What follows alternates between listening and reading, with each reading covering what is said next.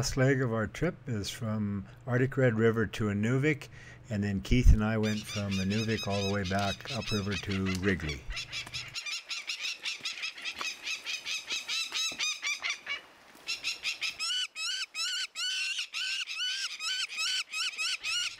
This is the first site below Arctic Red River. Keith is down banding and processing the young. Here he's measuring the wingtips. We did the same with the tail. And as stated, we also collect prey remains, which you'll see, there he is doing it now.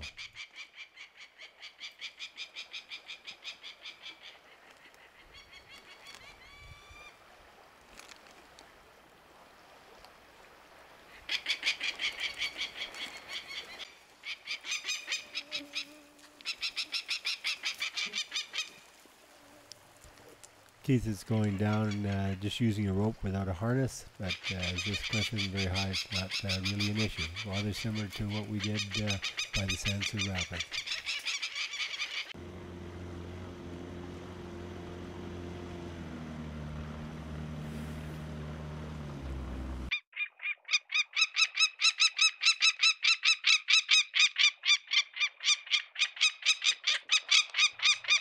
This is the perfect age to band, but we did come across older ones like this one on the cliff here that's already fledged.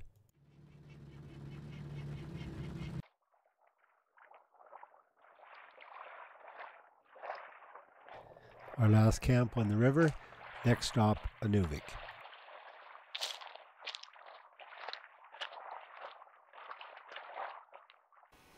Him or her, probably her.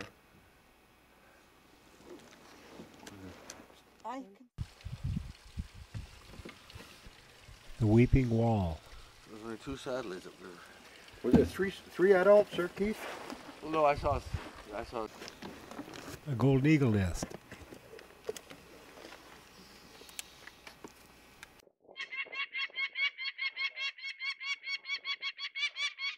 This was the last site on the river before the delta, where there were no birds. There was nothing in this, but Heather and Betty found this little guy wandering along shore there, so we picked him up, and here we're processing him, and I'm about to put him back.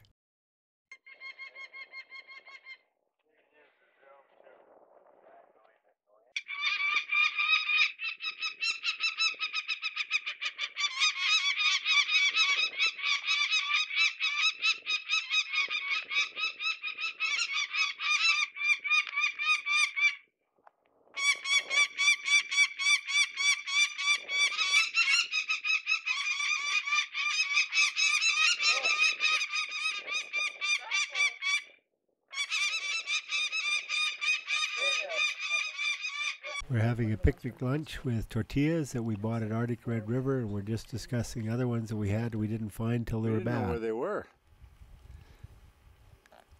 Oh, they got thrown out because they were... I know, we couldn't find them. We kept saying, where are they, and couldn't find them. Oh. Wayne said, I have some somewhere when we were traveling.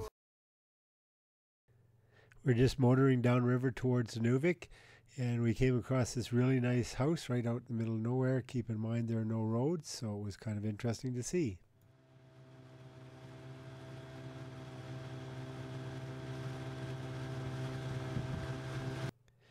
We know we're getting close to Inuvik now because these are the Campbell Hills, not named after me. They're part of the Canadian Shield, which is what Inuvik is built on.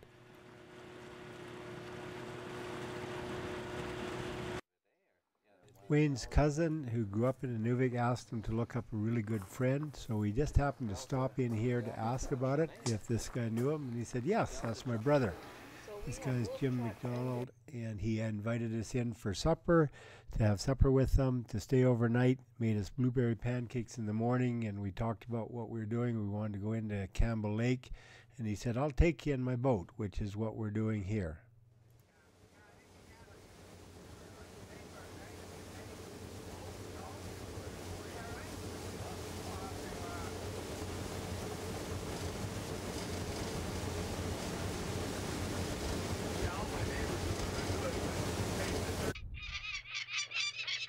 We found this site where it's not been before. I think it's the most beautiful site of the whole trip. This is a huge cliff at Campbell Lake. Just look at all the orange lichen on that. All that is from birds roosting on the cliff and their excrement. It's obviously been used for thousands of years. We looked, I found 3 old eagle nests, but unfortunately we did not get anything off of it, surprisingly enough.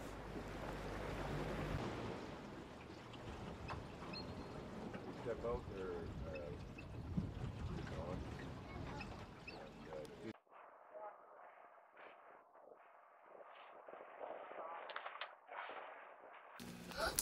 Birds, look at those birds. What kind are those birds? Those are Canada jays. They're actually whiskey jackets. This is something we didn't expect to see. It's a seal. This is well above Inuvik, so over 100 miles into the delta. Although I understand they swim all the way up to Fort Norman, which is probably 600 miles at least upstream.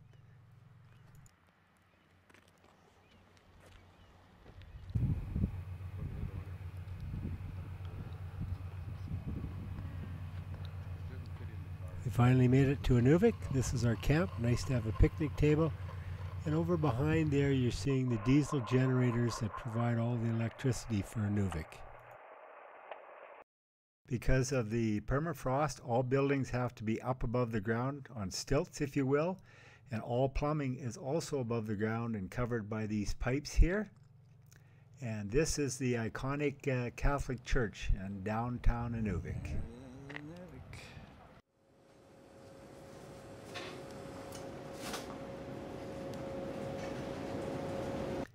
Heather had already left. She flew out to Yellowknife to join friends and then joined Keith and me when we got to Hay River. And I think this is the last meal that Wayne made, and he certainly outdid himself. Look at that dessert that he made. And I think, yeah, Keith is toasting him there. Excellent. Thank you very much, Wayne.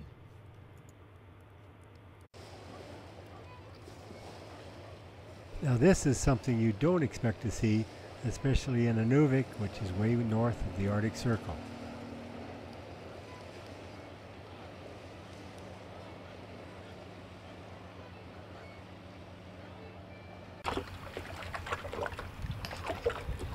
All set to go. We're heading back upstream all the way to Wrigley, which is close to about 700 miles or about 1,000 kilometers. There's the camp that we stayed in. I'd like to say a special thank you to Jim McDonald and the fantastic hospitality. He even bought us a loaf of bread before we headed out. Jim mentioned that there were a pair of peregrines at Airport Lake, which is quite close to the river, so we popped in, and sure enough, there they were.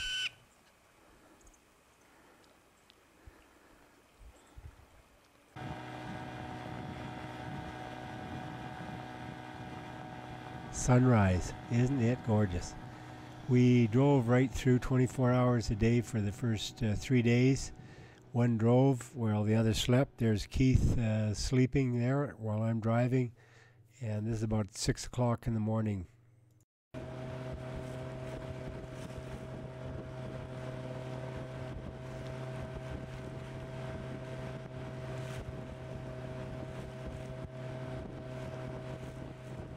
Skipper Campbell there.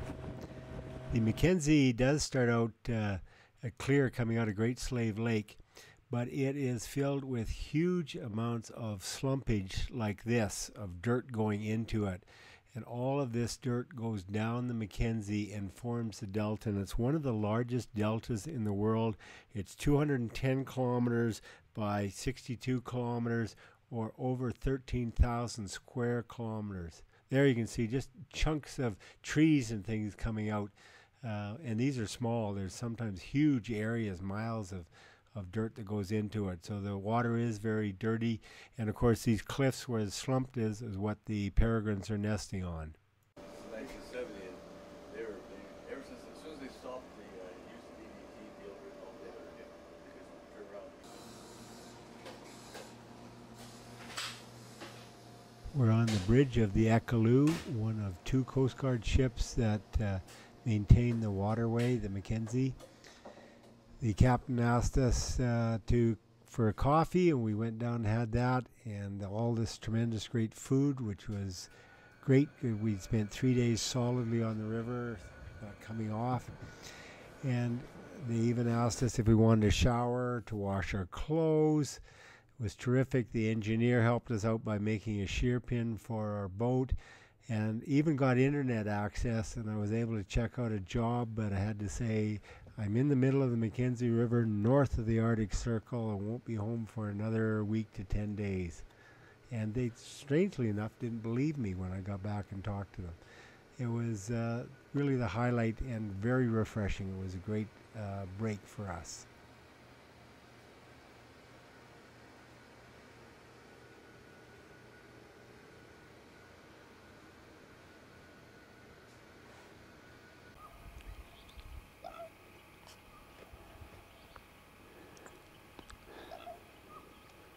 We did camp once on the river. This is just at Fort Good Hope.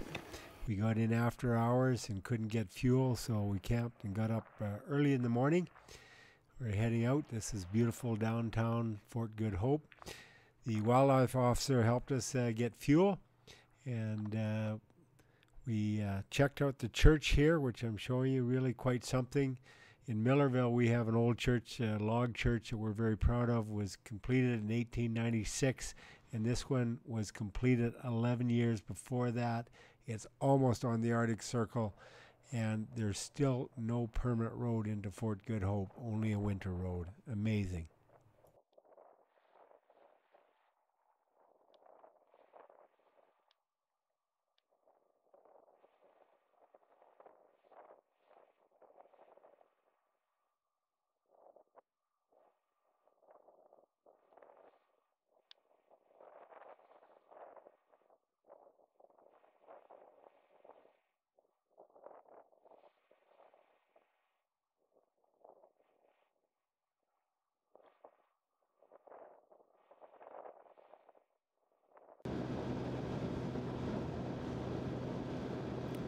This is a famous statue of the Virgin Mary that's in the ramparts on the cliff just above Fort Good Hope.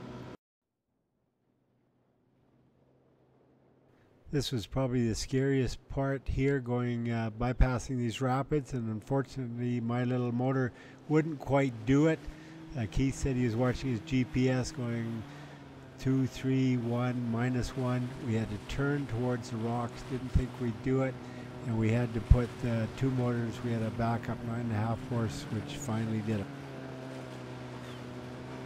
Isn't this incredibly beautiful for quite near the Arctic Circle? These people, Keith knew, they used to run a restaurant, and they have these big greenhouses and this lovely flower garden.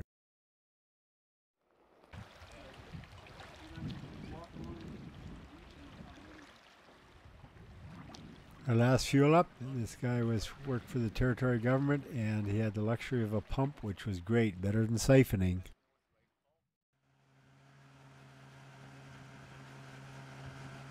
This is a dual motor setup.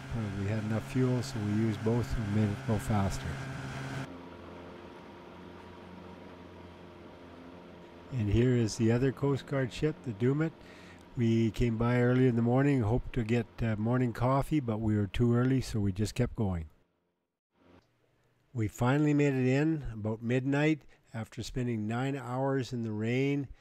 I got to sleep in a boat with a canvas and had a little dip in it full of water. I spread out all my sleeping gear, took off my rain gear, and poured the water all over myself, but slept in it anyway. Funny in hindsight, I was too tired to care at the time. Finally on the road, this is what it looks like from Wrigley down towards Fort Simpson and eventually to Hay River, where we're going to meet Heather and then head home. I was gonna figure that I'd maybe close it out like that, sort of.